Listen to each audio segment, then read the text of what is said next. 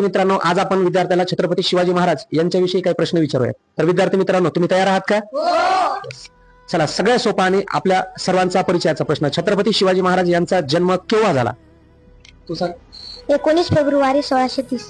Correct, 19 February 1630. Shivaji महाराजांचा जन्म कोणत्या किल्ल्यावर झाला? शिवनेरी. शिवनेरी किल्ल्यावर. तुझ्यासाठी पुढचा प्रश्न. शिवाजी महाराजांचा जन्म म्हणजे छत्रपती शिवाजी महाराजांचा जन्म कोणत्या जिल्ह्यात झाला? पुणे.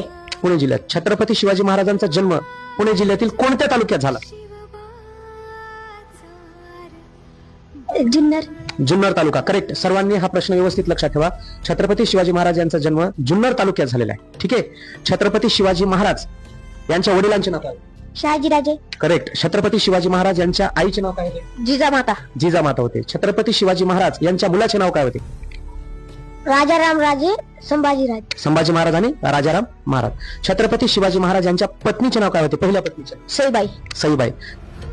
सईबाई यांच्याकडून छत्रपती शिवाजी महाराज यांना कोणता मुलगा झाला होता? संभाजीराजे. संभाजी महाराज. संभाजी महाराज. Very good. आणि सोयराबाई कडून छत्रपती शिवाजी महाराज यांना कोणता मुलगा झाला होता? म्हणजे सोयराबाईच्या मुलाचं नाव काय होतं? राजाराम महाराज. करेक्ट. राजाराम राजे. ठीक आहे. त्याच्यानंतर पुढचा प्रश्न आहे. छत्रपती शिवाजी महाराजांच्या वडिलांचं नाव शहाजीराजे भोसले. त्यांच्या वडिलांचं काय नाव होतं? शहाजीराजे वडिलांचे? मालोजीराजे. करेक्ट. मालोजीराजे भोसले. छत्रपती शिवाजी महाराजांनी अफजल खानाचा पुतळा बाहेर काढला होता. कोणत्या किल्ल्यावर किंवा कोणत्या किल्ल्याच्या पायथ्याशी? प्रतापगड. प्रतापगड. करेक्ट. प्रतापगडच्या पायथ्याशी हे युद्ध झालं होतं.